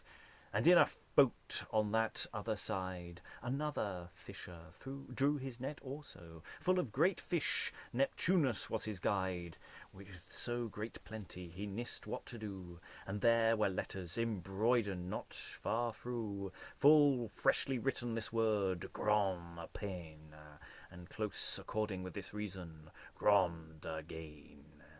The noble island, where he saw this sight, gave unto him a demonstration, taught him also by pools of light. He was not far from London's town, and with a flood the pursuivant came down, left the water, and at Thames' strand, without abode, in haste he came to land, where certain vessels now by the anchor ride, them to refresh and to take an air, certain estates which purvey and provide for to visit and seen the noble mayor of this city, and maken their repair to his presence, or that they further flit, under support, that he will them admit. So those are the two mummings back to back. I just sort of wanted to run them in a compare and contrasty kind of way. I also thought some of the slightly less edited bits in that second one, it wasn't quite fair to throw to the room. If I'm going to totally bugger it up, at least I'm the one totally buggering it up. So yeah, the mumming for the Goldsmiths, we've got an arc. There's definitely an arc hanging about. Whereas the other one is much more about, hey, people coming to London, this noble heritage of London, people coming to London, stuff to do with fishing. I'm assuming that's a Jesus-y thing. It seems that feels like there's a whole thing about fishing from one or the other side of a boat, I recall, from Jesus. So, but it doesn't seem to be exactly that. So I got a bit lost. Anyway, Sarah. It's usually a Jesus thing, isn't it, with fishing? But I don't know. It seemed to be quite pagan. There seemed to be, like, Neptune was getting in there. Bacchus was getting in there again. Jupiter got a lot of mentions. I'm like, did they all come to London? Is it, are they still here? I got a bit confused as to what the details of the plot were, such as it was. Maybe there wasn't really an argument really going on in there, but it just, what I really loved about both of them, and the one that you read in particular, was the rhyming scheme. And I've been aware, as we've all been reading, of the rhymes, but there were some quite extravagant rhyming couplets in that last one that I really, really enjoyed. And I wonder actually if to me, listening to it, the meaning doesn't really, the fact that I don't really get what's going on all the time doesn't really matter to me, because I'm just enjoying the rhythm of it, I'm enjoying the pace of it, I'm enjoying the sort of word pictures that it's conjuring in my head, and the richness. And I'm just blithely assuming that people at the time would have been following this and would have known of exactly what he was talking about, but maybe they didn't. Did they? I don't know. Would it matter if they didn't? Yeah, I mean, I think they're talking, this mighty Jupiter. Who is this Jupiter? Is this Jupiter basically Jesus? Is that what they're talking about, and that his might has come here? Or is this just Jupiter came to Britain and he rode up the Thames? I'm genuinely confused by that one. The first one, the fortune, is very straightforward. It's lots of biblical references. That made sense. I wasn't going... You've got David and Goliath straight off the bat. You know where you are. Yeah. It's all very straightforward, whereas this one, it's doing something weird, and I don't know what it is, and that's fine at this stage. I don't think we need to know exactly, but thoughts in the room. Rachael? My thought is it's bringing up all this pagan imagery, because they're bringing up the history of London as Troy Navant. It's linked to Rome, so it's naming all these Roman gods, and I think they are having that Jesus story, and they are bringing up that Jesus story purposefully. It's sitting there underneath that paganism, I guess. You know what I mean? And it's like, I don't know how to say it. It's kind of like setting London up as a border between these two things, like the two cities of London, that now modern city of London that's called London, and that past city of London that was called Troy Navant, in an age before our government and Jesus Christ showed up. Okay, so that's that text. We're going to have another text that's probably not fully performative. It's more just the poem things, but yeah, we'll read it anyway. Why not? Eric, I'll hand this one to you. The one after that is much more straightforward. So this is on the sudden fall of princes in our days, and it's basically 7 ballads made by Lydgate of the sudden fall of certain princes of France and England, now late in our days. So tell us about the fall of princes, Eric. Behold, this great Prince Edward II, which of diverse lands Lord was and king. But so governed was he, now understand, by such as caused foul his undoing. For truly to tell you without leasing, he was deposed by all the realm's assent, in prison murdered with the broche in his fundament. I almost read that as brioche. See, Yeah, see how yes, with a broch in his fundament does sound awfully yeah. Let's move on. Move on, Eric. yeah. See how Richard of Albion the king, which in his time rich and glorious was, sacred with a bit with the corona and with the ring, yet fell his fortune so, and eke his case the evil council ruled him so, alas. For mistreating lords of his monarchy, he fain was to resign and in prison die. Lo, Charles of noble France the king, taken with sickness and malady, which left him never unto his ending, word of nature or by sorcery, unable he was for the governor his guide, his realm which caused such dissension, that fallen it is the great destruction. So now this lusty Duke of Orleans, which flowered in Paris in chivalry, brother to Charles, the King of France, his young heart thought never to die, but for he used the sin of lechery, his cousin to assent was full fain, that he in Paris was murdered and foul slain. Of Edward III, Thomas his son, of Gloucester Duke, Constable of England, which to love truth was ever his one. Yet, notwithstanding his intent of truth, he murdered was at Calais that was Ruth, and he to God in man was most acceptable, and to the common prophet most favorable. Though here this Earl and Duke of Burgoyne both, but one of the despousers and Dean of France, how fortune gan his prosperity to loathe, and made him put his life in such balance that him unveiled kin nor alliance, that for his murder he murdered was and slain, of whose death the Erenices were fain. The Duke of Ireland of England's chamberlain, which in pleasance so he led his life, till fortune of his wealth had disdain, that causeless he parted was from his wife, which ground was of great debate and strife, and his destruction, if I shall not lie, for banned he was, and in mischief did die.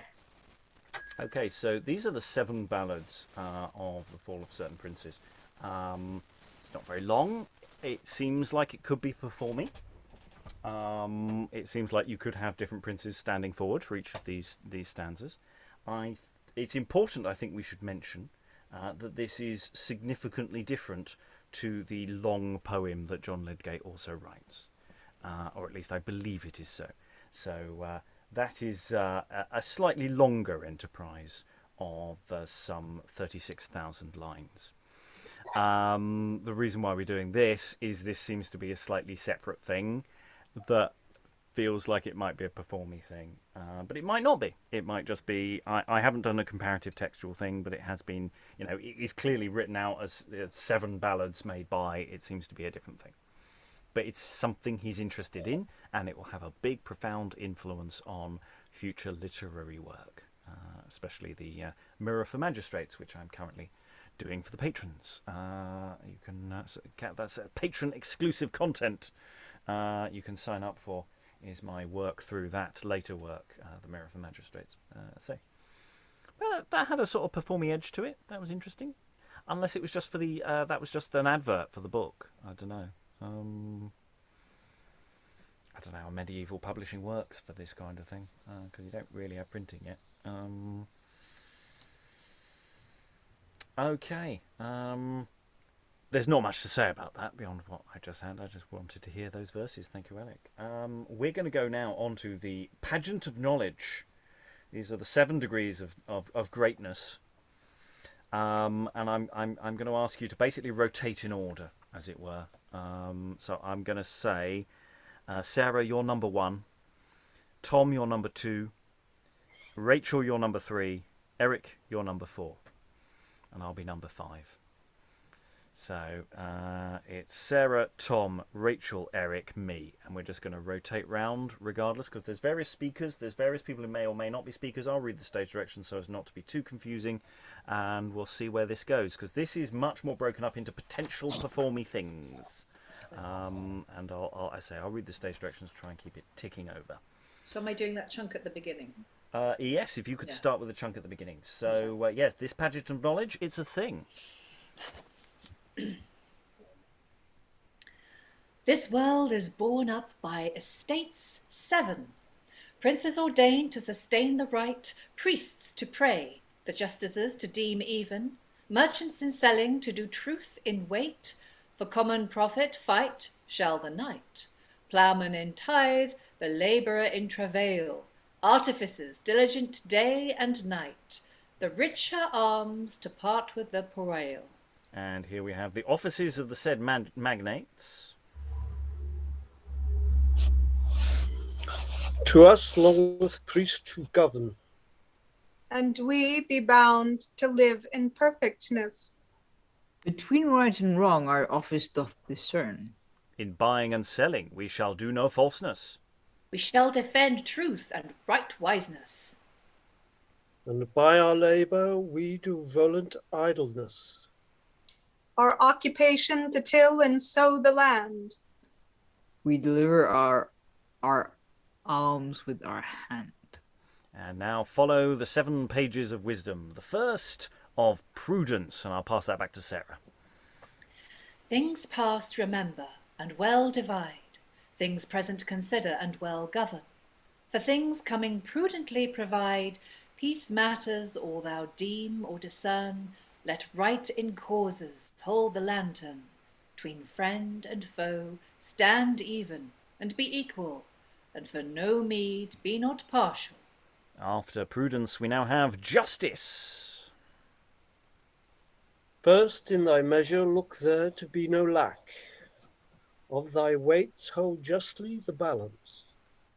Be true in reckoning, set no sum aback. And in thy word let be no variance.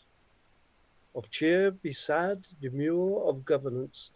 Set folk at rest and appease all trouble. Beware of flatterers and the tongue's double. And the third is of temperance. By sapience temper thou thy courage. Of hasty ire daunt the passion. Defer vengeance till thy wrath assuage. Reverence the good for their condition. Punish patiently the transgression of men disruled, redressing error, mercy preferring, or thou do rigor. And now the fourth is discretion. Discretion, mother and princess of all virtues to govern them and guide, and illuminate with light of high noblesse. Crowns of kings hold up their regalia, conserveth realms by prudent policy, causeth provinces in every city to continue in long prosperity. And the fifth of reason. This empress, very celestial, most angel-like of countenance and cheer, to rule man he be not bestial. God give him reason, his own daughter dear, princess of princesses, most sovereign and entire, to bridle in man the froward volunty, that he not err by sensuality. The sixth concerneth goodwill. This fair lady, which called is Pleasance, and eke goodwill, her own daughter dear, beseech all folk, after their sufficence, with all their heart, to make right good cheer, with such disport as they find in here, and that them list benignly advertise, who that is welcome hath all that may suffice. And the seventh is of courtesy and nature. This goodly lady called Courtesy, and her sister, whose name is Nurture, by their office longing to gentry, lowly required every creature, as far as might and power may endure, with whole heart, body, will, and mind, to be content with such as they here find. And they exit. We now have a new set of people, and it's 7 people again. The finders of the 7 sciences artificial. So Jubal is presented. Jubal was father and finder of song, of consonance, and of harmony. By noise and stroke of hammers that were strong, fro Jubal came first the melody of sugared music, and of minstrelsy, so proceeding down from man to man, practice of concord, as I have told, began. And Saturn is presented. Saturn taught first the tithe of land. Saturn taught first the tilled of land. His daughter Ceres made men air and sow. The golden word he compassed with his hand, of seed and grain the difference to know, of herbs, trees growing light and high and low.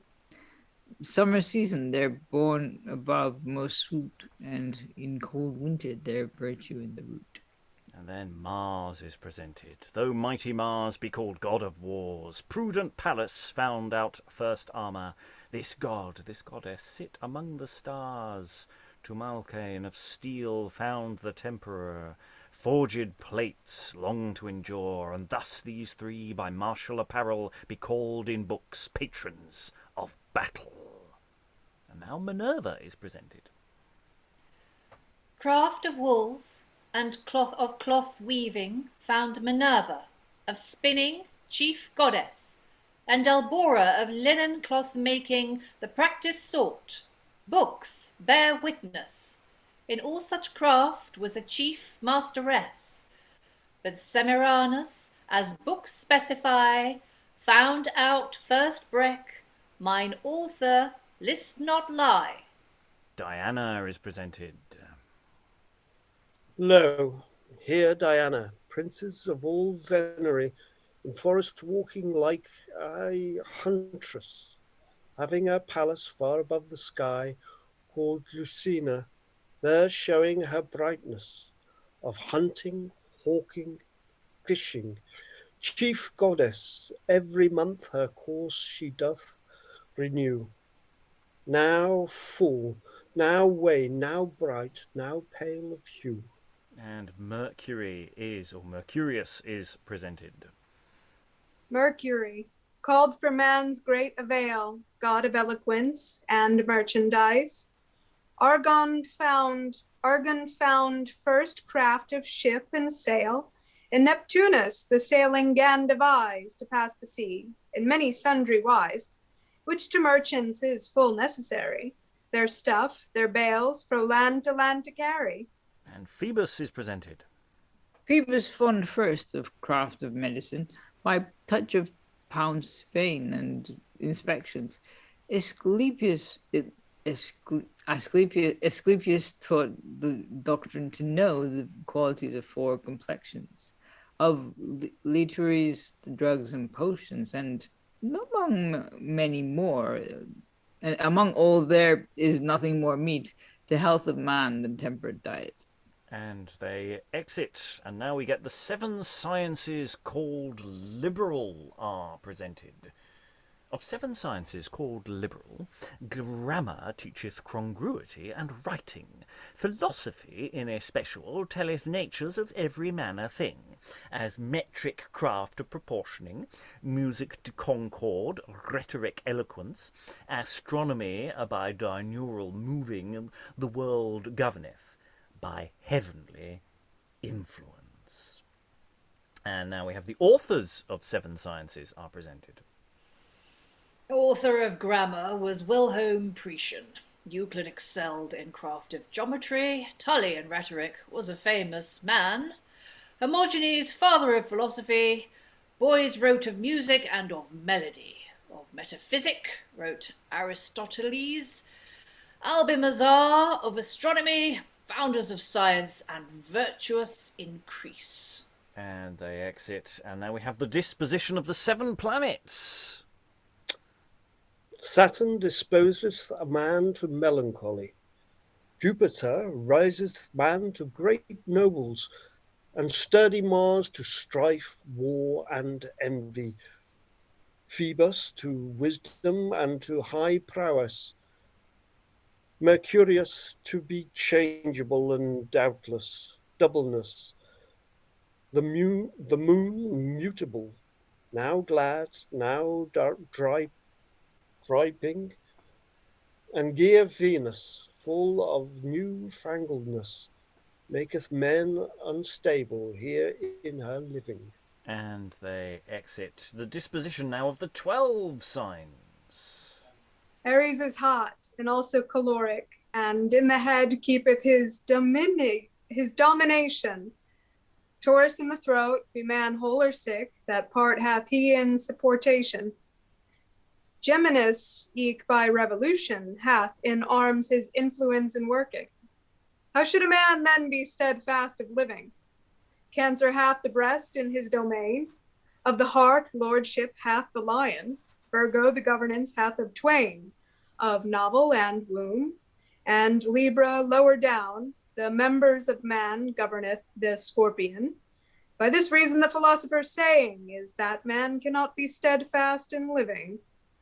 Of all the signs reckoned here to form, the thighs of man governeth the Sagittary, and knees and legs hath the Capricorn.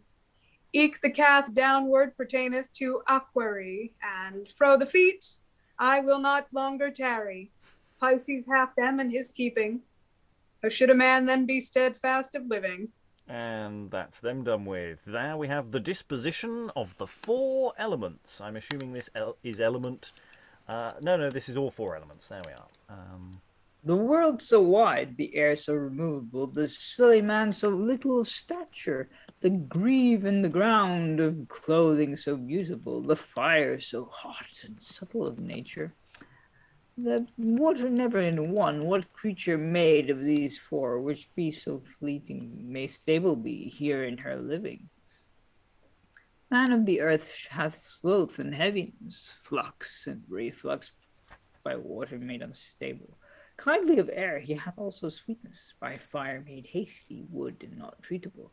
To earth again, by process comparable, seld or never in one point abiding, how should he then be stable in living?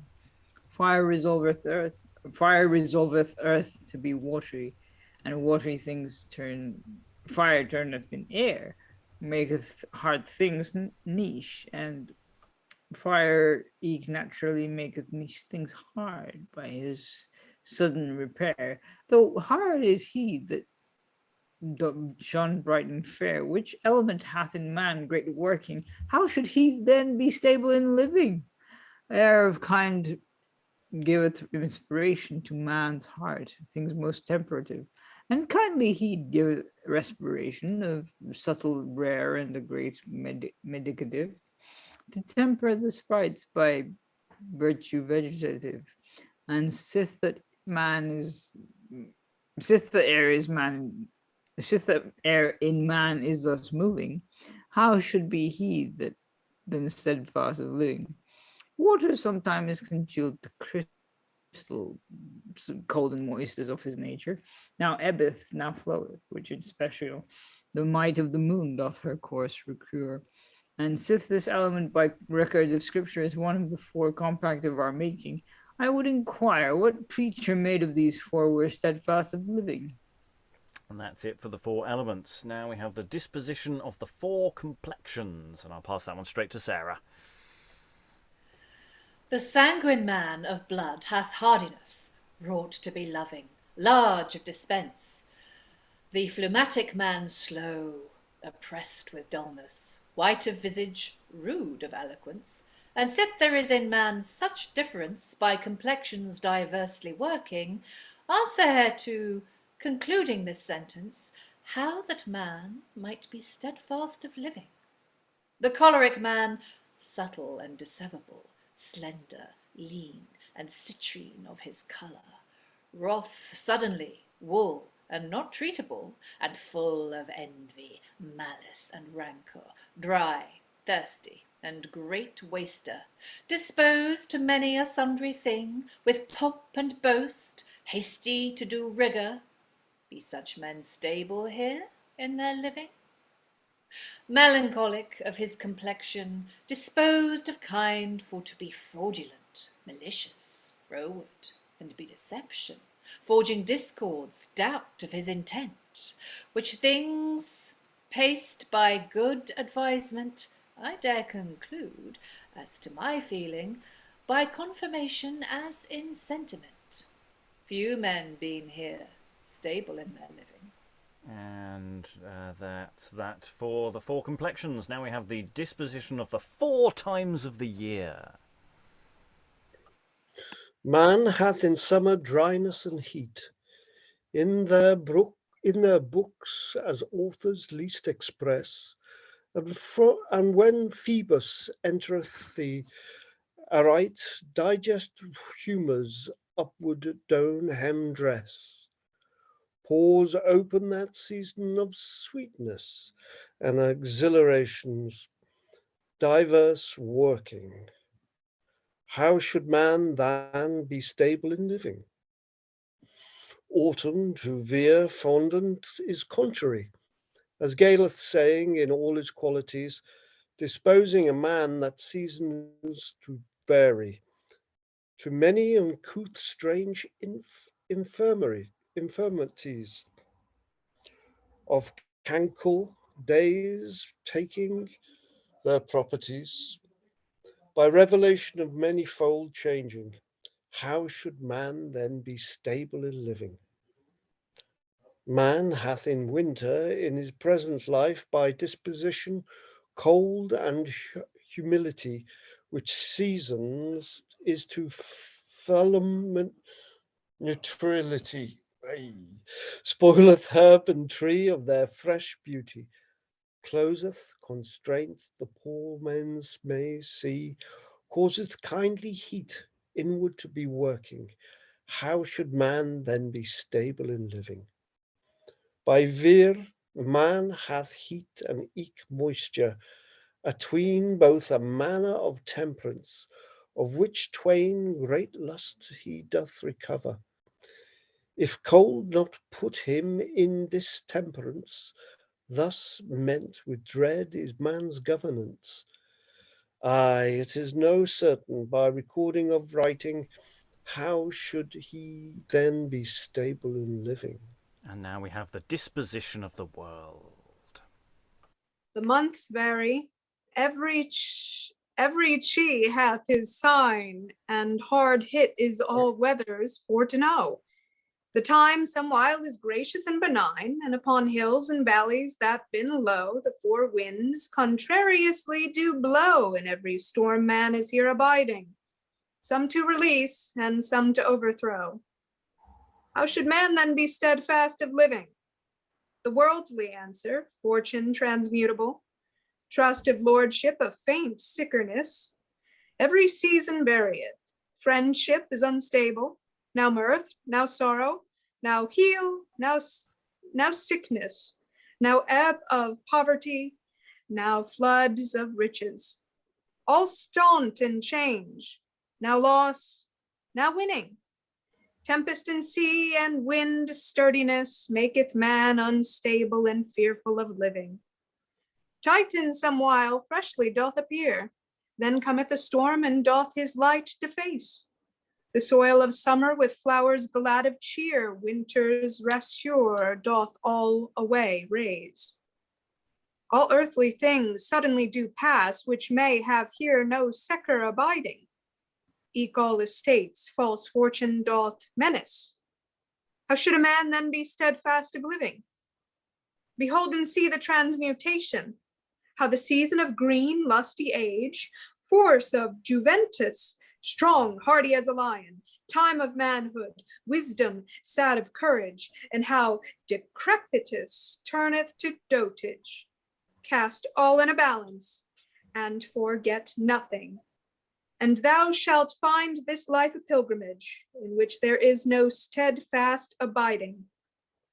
Then lift up thine eye unto the heaven, and pray thy Lord, which is eternal, that sits so far above the stars 7 in his palace most imperial, to grant thee grace here in this life mortal, contrition, shrift, and housel at thy departing, and, ere thou pass hence, remission final toward the life, where joy is everlasting. Amen. And thus ends this incredibly lengthy series of number games. This particular pageant is sponsored by the number 7 and the number 4.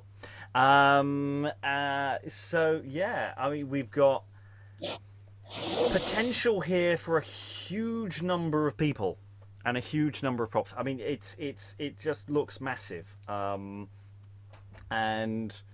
you know, it's this question of, is any of this dialogue, or is this all just a narrator while the things are brought on? It feels like it's a narrator while things are brought on, but it could be that for each of these individual people, they talk about themselves in the third person. Sarah?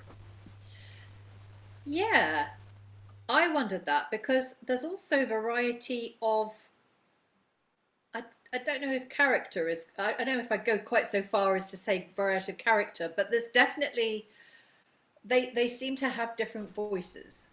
And I don't know that's whether because we were just so desperate to imprint some character onto them as we were reading, but it seemed to me there was definitely scope to be doing that, whereas, you know, some of the other ones we've read, there wasn't. But I mean, you know, the planets, I've forgotten now what we had. We've the had gods. a lot of people. We've had a lot of people. We had the gods. We had the planets. We had the sciences. I mean, they did seem to be capable of having some different personalities to them, and so I think that whether they were actually done that way, I don't know. But if you were going to stage this, there would definitely be scope for kind of turning those people into characters and running just with what's there on the page, running away with it as far as possible to turn them into, you know, personalities. I mean, the thing is, no idea what the occasion of this is for. I mean, it feels like civic pageantry more than a mumming, doesn't it? But it's not addressed to anyone. It's just, here's some things, here's some more things, here are some more things. I mean, it could be, you know, it's sort of dancing between all of the different possible areas of thingness here. Tom?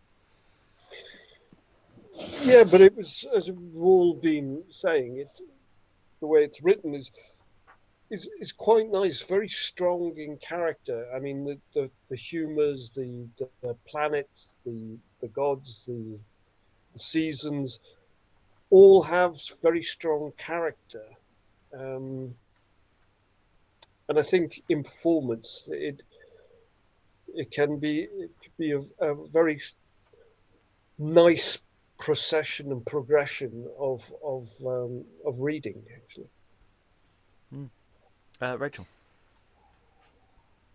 I was going to say it feels like a mask, and you could have this set up as a dance, because you don't stop in a dance, you know, and there could be a great change of partners all the time, you know, because that chorus is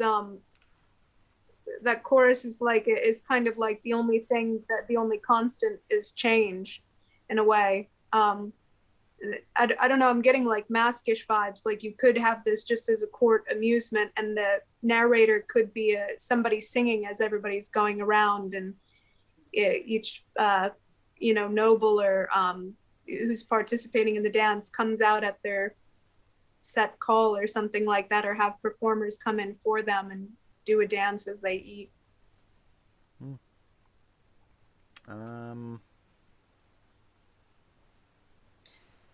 Yeah. It Sarah? sounds it sounds, the way it reads, it sounds spectacular, and it sounds expensive. You know, like there's a lot of, like, you can imagine when the whoever it is who is narrating the zodiac signs, you can imagine that there's all 12 of them there in their masking, in their masks and their headdresses or whatever. I mean, again, I keep thinking about masks, and I know that's 200 years hence and things were a lot more sophisticated then, but this to me feels like a spectacular. You know, it's and it's thing that there's so much continuity actually, as well as discontinuity, and you know, we're that, you know, this stuff has a continuum that goes on and on and on. Now we have reached a certain point of the evening, where we still technically have more things to read, but we are also now running out of time. Now we can always come back. There's always time to return to other things. If people are sort of done, we will call it a night here. There are a few more things that are attributed to Lydgate. At least one thing that is definitely by Lydgate, and a couple other things that are a little less so. But I'm sure we'll do a little mini video sometime in the future where we will complete our Lydgate thing. But I'll just go around for sort of final thoughts about just the general shape of all the Lydgate-y stuff that we've done today, if it is all by Lydgate. We've done 5 or so Mummings that were doing very different things. We've done this strange pageant. We've looked at some other more just general poetry, maybe performative, but not necessarily so, stuff. Yeah, any final thoughts in the room? You don't have to have any final thoughts, but I will go around. Sarah, do you have any final thoughts? Yeah, this has been an education for me because, I mean, my knowledge of medieval performance is not great. It's non-existent pretty much. And in my head, I sort of associated mumming and mummers with a kind of slightly rustic, folky kind of tradition that was maybe a bit, not that it wasn't rehearsed or practiced, but it was kind of more spontaneous and it kind of grew up organically, whereas, was kind of passed on from season to season and person to person as they took over. Whereas this is clearly none of that. This is one chap, writing stuff, very sophisticated stuff to commission for specific events, putting them on in whatever form that took, whether it was sort of full staging or just narration, but clearly, some sort of performance was involved, I think. And in some cases it was quite sophisticated and lavish and provided quite a spectacle, and who knows how many people were involved. So yeah, this is completely just done away with all my probably erroneous thoughts about what mumming was, and it's really fascinating to actually read some and see what the reality of it is.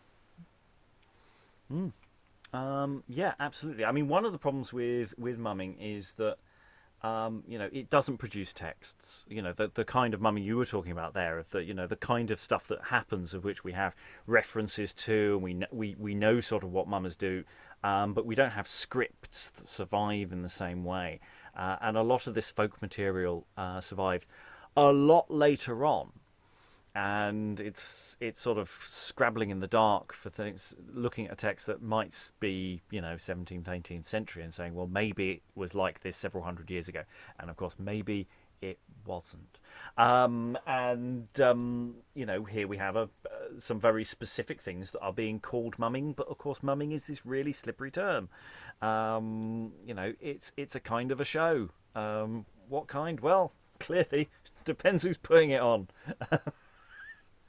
Broadly speaking, so long as it's an invasion, so long as some people invade the household, or at least that's the conceit, and do something.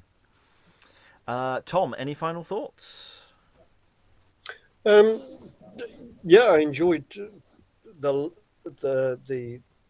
round, if you like, more than the long speeches in the beginning, purely because the language would trip you up, and I just didn't get the voice of the language in the beginning. But it's certainly it's certainly a very rich tapestry, quite colourful, and lots of money, basically, I think. Rachael, any final thoughts? Yeah, it's interesting to see the influence this has, on civic pageantry and masks, whether it's this genre or it's this specific man or both.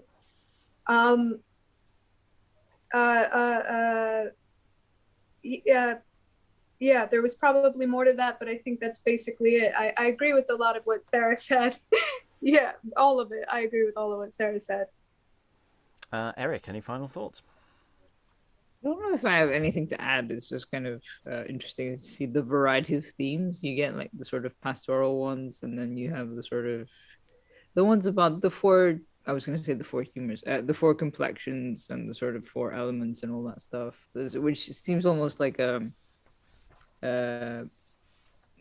like almost a medical thing to a degree, kind of like an analysis of the world and sort of philosophical things. And like, how can anyone be steadfast if sort of you we're made up of all these things, which seems a very interesting philosophical question to consider. Uh, but yeah, I don't know. There's parts of me going sort of. I would be interested to see how these could be staged. Like, not all of them, obviously, but then some of them seem quite like stageable. Yeah, I definitely think that actually from, not necessarily staging, but we could definitely do podcasts about almost all of these. We could record these. They're feeling very doable. Building a sense of occasion, focusing in on the text, but also using that as a route into doing stagings of these. Because again, I mean, I happen to live very near to Bury St Edmunds, so finding people who might be interested in us doing something about someone locally is quite plausible, actually. We've definitely had people saying, oh, would you do some Lydgate, by people who had actually not read any Lydgate, and I'm sort of going, I'm not sure, actually, whether I can build a show. I'm definitely closer to thinking I could build a show out of some of this now, and that there's something that can be done there. That depends on the budget, what kind of show they get. But yeah, I think there's definitely something there. I really enjoyed George. I thought the Legends of St George, there's something there. Again, that would make a nice little podcast in its own right. And yeah, I personally think, and I think this will be my closing thought. It wouldn't be great if someone took a section of this and did something with it. Say about 100 years' time, someone wrote a play called The Four Elements. Wouldn't that be fab? Thanks to all our wonderful readers for all their wonderful reading. Thank you very much, everyone, and goodbye.